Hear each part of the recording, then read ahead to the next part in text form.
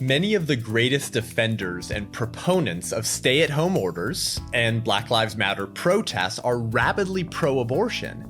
Yet their responses to COVID-19 and the death of George Floyd reveal staunchly pro-life principles. We will examine the self-evident nature of the pro-life position. I'm Seth Gruber, and this is UnAborted.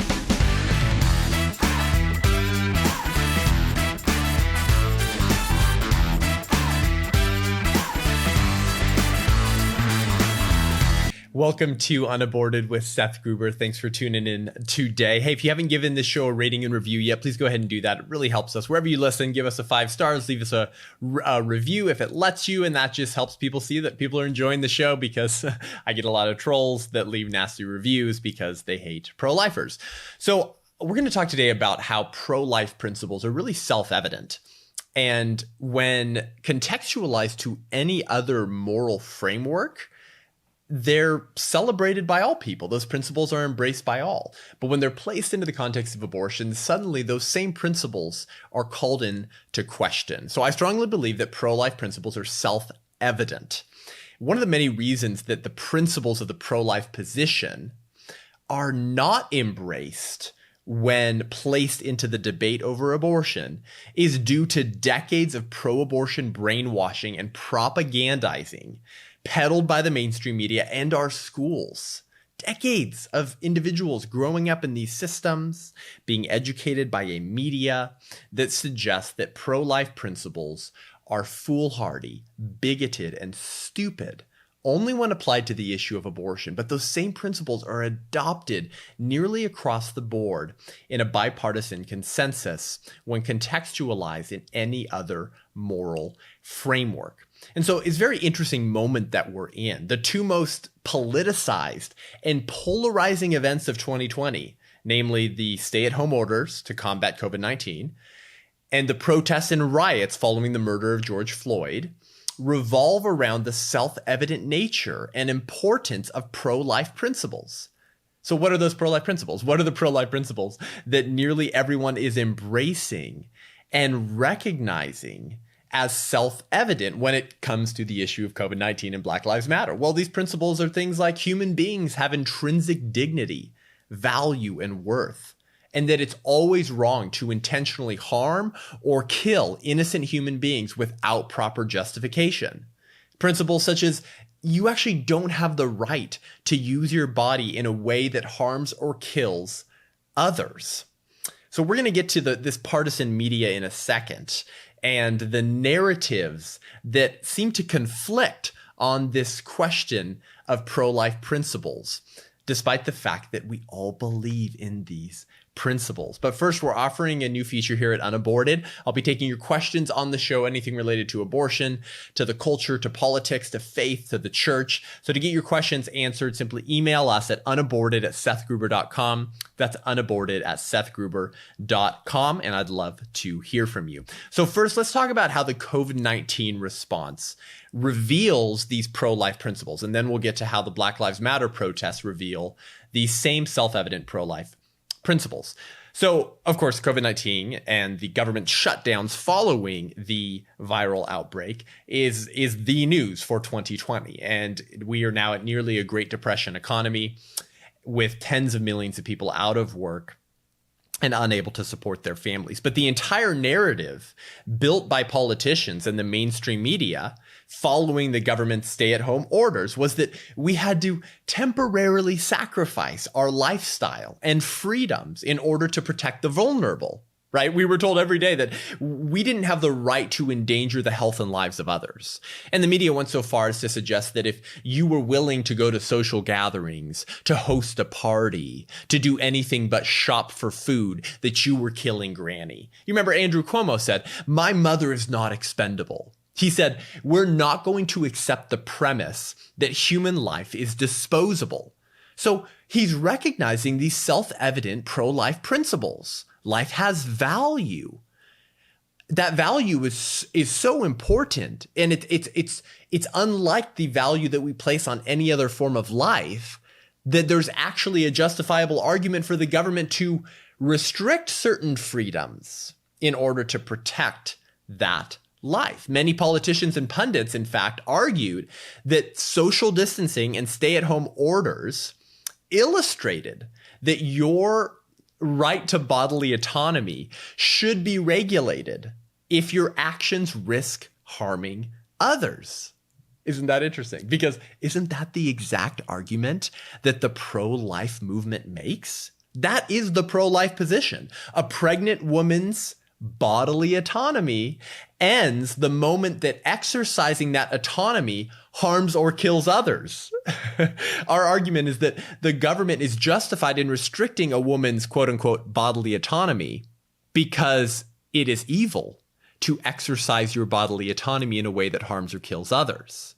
Now, obviously, there's a difference between these two cases, right? Between our bodily autonomy to go outside during a viral outbreak and a woman's bodily autonomy, quote unquote, to get an abortion. Obviously, there's a difference between our right to go outside during a viral outbreak and your right to kill your unborn child. For example, there's obviously a difference between you unintentionally infecting a vulnerable person at the supermarket and having an abortion, which always involves the direct and intentional killing of a human being. Here's another example. Your right to drive in your vehicle outside on the roads, your right to drive doesn't disappear, or it can't be taken from you simply because, while driving, you could possibly, but unintentionally take my life, right? There is a risk to your life being harmed or taken by someone else unintentionally because you're driving. However, your right to an abortion is not the same. That's not the same thing, right? In an abortion, you decide beforehand to directly and intentionally target an innocent human being for death. So obviously, the argument to regulate bodily autonomy in the case of a viral outbreak is not the same as the argument to regulate bodily autonomy in an abortion. But guess what? I'm not the one who argued for these draconian measures and restrictions on bodily autonomy. I'm admitting that they're different, but the politicians, the health experts, and the mainstream media, they made these arguments. They made the argument that the government is justified in regulating and restricting your bodily autonomy to go outside because in so doing, you might be harming or killing innocent human beings. So if they're going to argue for restricting bodily autonomy to protect born people from harm and death, then I'm going to reply by saying, be consistent. Be consistent. You need to also then be willing to support restricting a woman's quote unquote bodily autonomy to kill her unborn child. Because if the argument is this action, X action, might lead to harming or killing innocent human beings, then you have to be opposed to abortion because the woman's X action of getting an abortion always leads to the death of her child. If the government can declare a state of emergency and restrict rights to bodily autonomy for the preservation of life during a viral outbreak, then the government can also restrict women's rights to bodily autonomy for the preservation of the human life in her womb. But think about how much more important it is to restrict bodily autonomy in the case of abortion. How much more important it is in that circumstance than it is to do in the case of a viral outbreak. Coronavirus is a virus that happens to target more vulnerable people, right? We know that. If you're immunocompromised, if you're elderly, or if you have pre-existing conditions, COVID-19 does pose a dangerous risk to your life. But coronavirus is not a person. We can't convict COVID-19 in a court of law for murdering innocents. We can't simply pass a law prohibiting COVID from taking any more lives. Stop that. There will be legal penalties on you, virus, if you keep doing that. We can't do that. But abortion is performed by persons. Abortion is the result of actual people committing acts of injustice against the unborn. We can convict the murderers of the unborn. We can pass laws prohibiting the murder of the vulnerable unborn child. So if it's vitally important to restrict bodily autonomy in a pandemic to save innocent lives because we can't command that the virus stop killing people, how much more important is it to restrict bodily autonomy in a genocide by commanding the killing to stop? Abortion is a genocide and we can command it to stop, and we can pass laws prohibiting that behavior. And just for some perspective here, As of June 5th, the COVID deaths in America are 110,742. The abortion deaths in America in 2020 alone are over 370,000 already. And by the end of the year, they will probably be near 1 million. So the way that the mainstream media has covered this and their willingness to restrict bodily autonomy in the case of a viral outbreak, but to celebrate and encourage that abortion clinics remain open and that we don't restrict a woman's bodily autonomy for an abortion is quite disgusting. I mean, this is hilarious. Remember our media betters targeting freedom-loving Americans for protesting for the right to work? Very angry at those protests. Very evil that you would get out there and protest for the right to work. What did they say? They told us these restrictions on bodily autonomy are only temporary. They're just temporary. You can go back to work soon. Just watch Netflix. Stop being selfish. Your selfishness could kill Granny. Your selfishness could kill innocent human beings. That was the message from the mainstream media to Americans who simply wanted to get back to work. Can you imagine if pro-lifers said the same thing about pregnant women? What if we said, hey, pregnant women, these restrictions on your bodily autonomy are only temporary. It's just 9 months. Just go watch Netflix. Stop being selfish. Your selfishness could kill your unborn child. Because abortion, of course, is an act of selfishness. It's the choice of your life and convenience over the life of your child. And your child becomes a necessary sacrifice for you to maintain your selfish lifestyle. Can you imagine if pro-lifers spoke to pregnant women the way that the mainstream media spoke to freedom-loving Americans by telling them, get over these restrictions on your bodily autonomy. Get over it. Stop being selfish. Now, clearly, the pro-life movement doesn't talk to pregnant women that way, but saying that is true. It's true. It's true that you getting an abortion is selfish. It's true that the restrictions on your quote-unquote bodily autonomy that keep you from killing your child are temporary. It's just 9 months. Just give birth to the child, and then if you don't want it, put it up for adoption. So what's the takeaway here? What's the takeaway between the vast majority of the country being willing to recognize pro-life principles to protect the vulnerable who might be exposed and die from coronavirus, but their unwillingness to support restrictions on bodily autonomy to protect unborn children? Most Americans recognize and believe in the importance of pro-life principles when applied to born people. But if you suggest that those same principles ought to be extended to the vulnerable human beings in the womb, then half of our countrymen suddenly protest that doing that is actually an attack on a woman's bodily autonomy, rather than supporting restrictions on bodily autonomy for the sake of the vulnerable and for the sake of the innocent unborn children in our midst.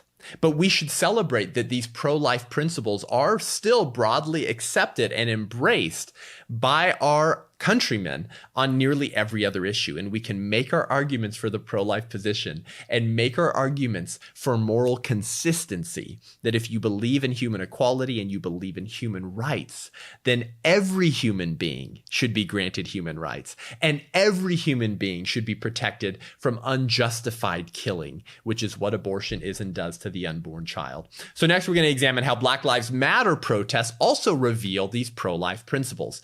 But first, if you like this show and want to hear more great content and commentary from the front lines of the pro-life movement and the abortion wars, then head on over to patreon.com/unaborted and become a patron of the show. That's what really helps us continue to do this show on a weekly basis. We'd love to move to 2 episodes a week, as well as getting out in the public square and doing interviews and interactions with people on the topic of abortion, and using this content that we use to equip you to defend life to gently push back and expose people to ideas and evidence that they've never seen or heard before, so that we can change their minds. They can become people of life who won't get abortions, but will defend the lives of the unborn children in our midst. Your support helps us reach more people. So please consider doing that. Go over to patreon.com/unaborted and become a patron of the show. And we'll be right back with a whole lot more.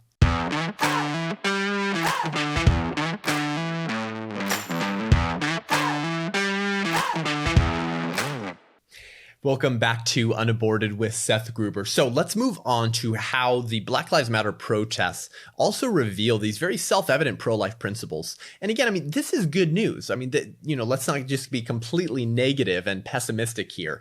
The principles that the pro-life movement holds are broadly accepted by most Americans. So our goal is to move people into consistently applying those principles and that ethic to include all members of the human family, not just the born ones.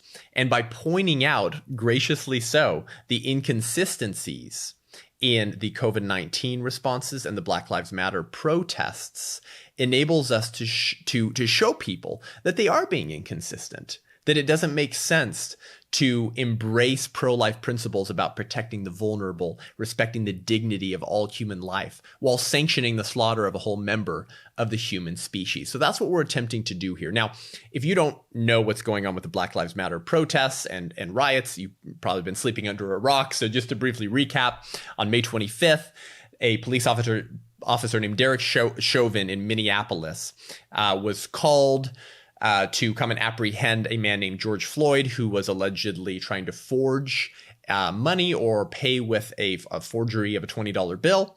And they end up holding him on the ground, and Derek Chauvin places his knee on George Floyd's neck for nearly 9 minutes while George Floyd is saying, "I can't breathe, I can't breathe." He goes unconscious and then is later announced dead. Complete case of police brutality. He's being charged initially with third-degree murder, and now they're trying to pursue second-degree murder.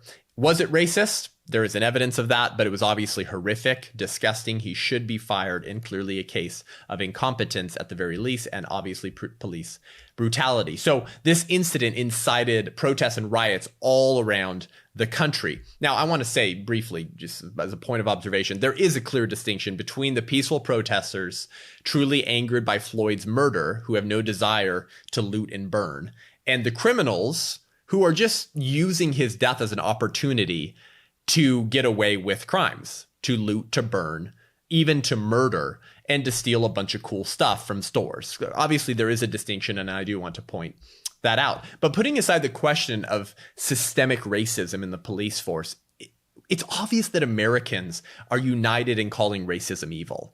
You'd be hard-pressed to find a racist sympathizer or a true racist who actually believes that blacks are subhuman and not persons. Yeah, sure, they're out there, but they're few and far between. Most Americans are on board and united in calling racism evil. We all believe that Black lives matter, but not because they're black, but because they're human beings with intrinsic dignity. Our value does not stem from the amount of melanin in our skin. It stems from our human nature, which we all had at the moment of conception. It's what makes us, it's what unites us. It's the one thing we have in common. Black Lives Matter don't matter because they're black. They matter because they're human beings. And everyone agrees that intentionally harming or killing innocent human beings without proper justification is wrong. Except, unfortunately, when that human being is in the womb.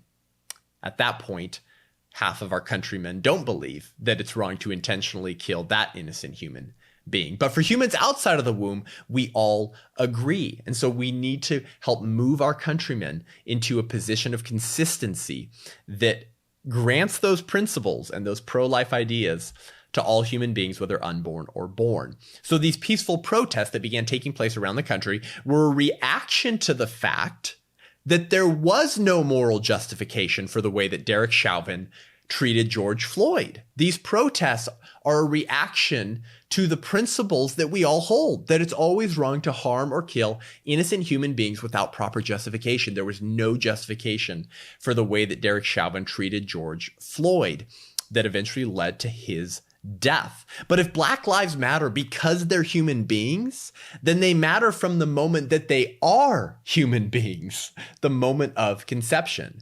If systemic racism is true, and Gayle King at CBS This Morning is right, that there is a, quote, open season on black people, so we need to initiate systemic change to correct injustice, then how can we continue to tolerate the injustice of abortion, which quite literally is, quote, open season on black people?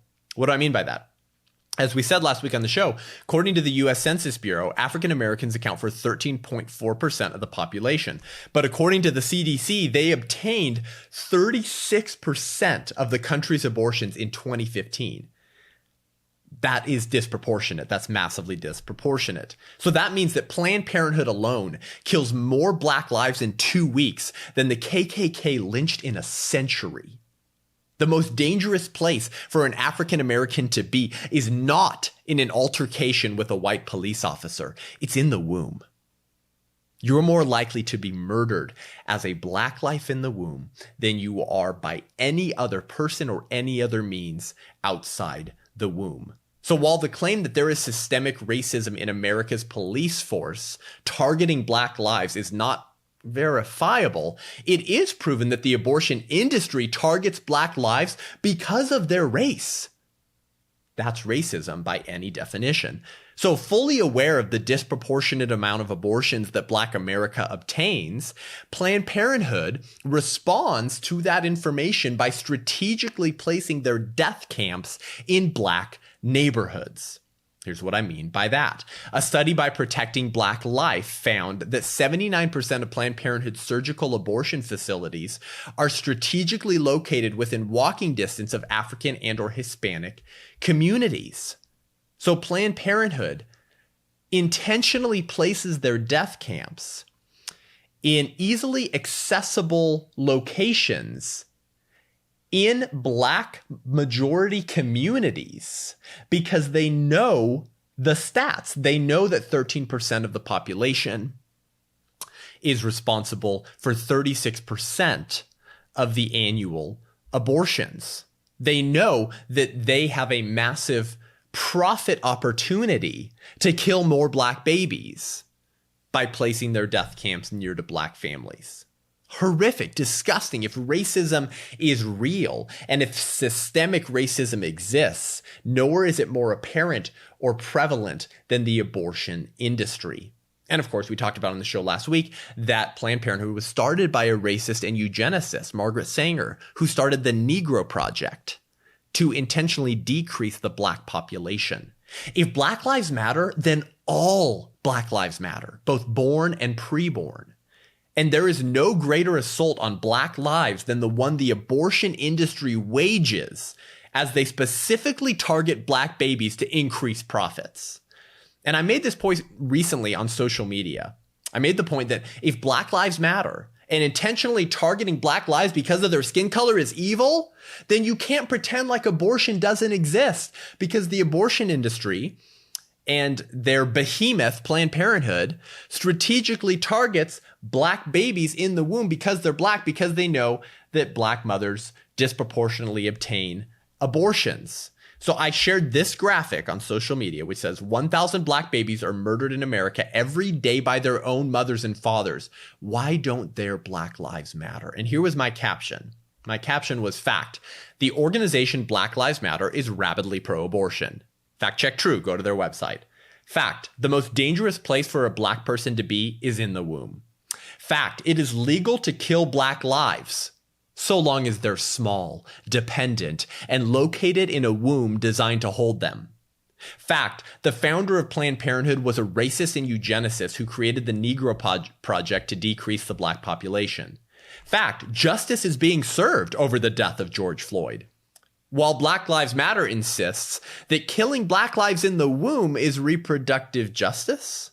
Fact, the pro-life movement is the biggest defender of Black lives because the largest slaughter of Black lives is happening in the womb. So that was my caption.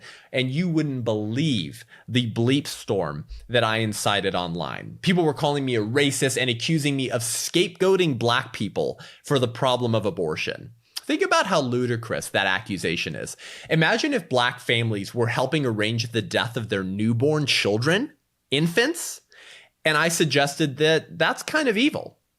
Would I be a racist? Of course not. I wouldn't be a racist for saying that no family members, regardless of skin color, should be arranging the death of their own children. Now, clearly the abortion industry does target individuals for abortion. And many times the post-abortive woman is the second victim of abortion. The first victim is always the innocent child who's killed. But of course, the abortion industry does lie to young women to manipulate them into an abortion. But you still have a certain level of moral culpability if you take your unborn child to be killed by someone else. So yes, the murder of George Floyd is evil and horrific, but police brutality is not the number one problem facing Black America. Abortion is the number one problem facing Black America. According to the Washington Post, if they're reporting this and it doesn't help their narrative that we have systemic racism, then maybe it is true. They reported that the police fatally shot 9 unarmed Blacks in 2019, which was down from 38 in 2015. Well, so much for systemic racism. Only 9 unarmed Blacks were killed by police officers in 2019. And those would be unjustified killings, right? It's not morally justifiable to kill someone who's unarmed and is no threat to you. And we should mourn those lives. And any police officer who shoots an unarmed individual who is not a threat to them should be fired. But that is not the number one problem facing Black America. The abortion industry murders 360,000 unarmed Black people every year in America because unborn children are people, and they are the most vulnerable and the most unable to protect themselves. If you care about Black lives, you have to care about Black families, since the family is the bedrock of society. And we've all seen the statistics of the increased risk of homelessness, of poverty, of drug use, of suicidal tendencies, et cetera, et cetera, et cetera, if you grew up in a fatherless home or a broken home. If you care about Black lives, you have to care about Black families. Well, it's hard to care about Black families if you support and celebrate Black families killing their own children, which is what Black Lives Matter as an organization does. And unfortunately, a disproportionate amount of the protesters are pro-choice. The disproportionate amount of the politicians celebrating and encouraging the protests and the riots are pro-abortion. So while claiming to care about Black lives and Black families, they encourage Black families to murder their own children so long as those children are still in a womb where they cannot protect themselves. Thanks to abortion on the Black community, Black birth rates have nearly flatlined all around the country due to abortion. We have tens of millions less Black Americans because of abortion. In fact, in New York, as you've probably heard, more babies are aborted than are born. If you're concerned about racism, if you're concerned about the unjustified assault on Black lives, then ending abortion should be your number one priority. The tragedy is that the Black Lives Matter organization and many of the protesters who hate racism because it treats Black Americans as subhuman and less than full persons simultaneously support and celebrate abortion, which dehumanizes Black persons again in the womb and then denies them rights to personhood. The number one problem that faced Black America, which was that we as a country enslaved them and treated them as property, is the same problem with abortion. It treats small Black lives as subhuman and denies them rights of personhood, repeating the bigoted and racist history of the Democratic Party, because the Republican Party was started to end slavery. So how do we win these people over to the pro-life position? They already accept pro-life principles, right? But refuse to apply them to the unborn. The people who support the COVID-19 stay-at-home orders, the people who support the Black Lives Matter protests, are doing so because they recognize the principles that we as pro-life individuals hold, which is that every human being is intrinsically valuable and has dignity and worth above any other type of creature or life. And so therefore, it is always wrong to intentionally harm or kill innocent human beings without proper justification. However, we as pro-lifers are consistently applying that principle and ethic because we're granting those protections to the beginning of when a human being starts, the moment of conception. Many of our countrymen only grant those principles when you exit the birth canal, which makes no sense in any world. So how do we win these people over? Well, we make our arguments. We point out that the very reason they hate racism, namely because it dehumanizes Black persons and denies them the same rights as all other people, is the same reason they should hate abortion. Because abortion dehumanizes Black humans, all humans in the womb, and denies them the most important right, the right to life. And if you don't have that right, you don't have any other rights. And I'm assuming that that's the reason why Black Lives Matter is so outraged by what they perceive to be systemic racism. Because their claim is that, well, we as Black Americans can't even feel safe. We can't even feel that we have a right to life that will be protected by the police force. Now, again, regardless of whether there is systemic racism in the police force, they're acknowledging what pro-lifers acknowledge, which is that the right to life is the most important right. And if you don't have that right, you don't have any other rights.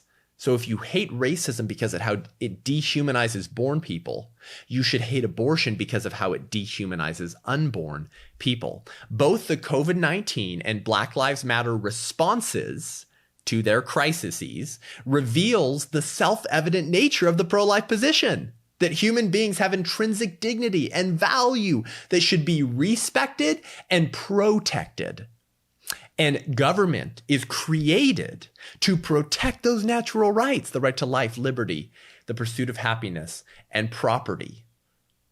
And now we have tragically repeated history, and we're now peddling myths that the unborn child is an example of a human non-person who isn't guaranteed the natural rights that government is created to protect. But the only way to have a just society, the only way to truly guarantee human equality, which the Black Lives Matter people want, and the supporters of stay-at-home orders want, and the pro-life movement wants, is to grant human rights and a right to life to all human beings.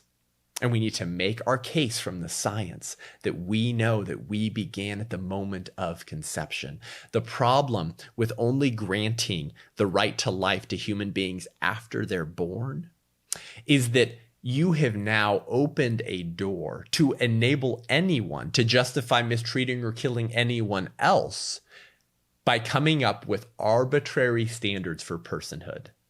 Because exiting the birth canal doesn't grant you personhood. There's nothing about the unborn child's development that makes them a non-person, because we're all on a continuum of human development that began at the moment of conception. An unborn child is not like an infant. An infant is not like a toddler is not like a teenager is not like an adult. We're all on a continuum of human development. And so if you can justify killing the unborn because, oh, they can't feel pain, they're not viable, they don't have brain waves, they don't have desires, then you've opened up the door to justify killing any born person who doesn't meet those same arbitrary standards.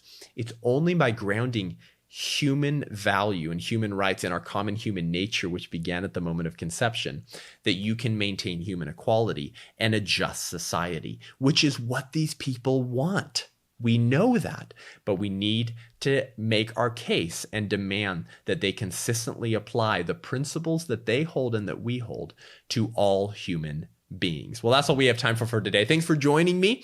If you want to connect with me online, head on over to SethGruber.com, SethGruB as in baby boy, ER.com for my training videos, my speaking schedule, or to subscribe to my newsletter. You can also connect with me on social media on Instagram, Twitter, or Facebook, and subscribe to our YouTube channel if you like to watch this podcast as a vodcast. Head on over to iTunes, YouTube, Spotify, give the show a rating and review. It really helps. Tell a friend, maybe listen to this with a pro-choice friend or family member of yours, and use it as a way to incite a very productive conversation. Thanks for tuning in. Until next week, I'm Seth Gruber, and this is UnAborted.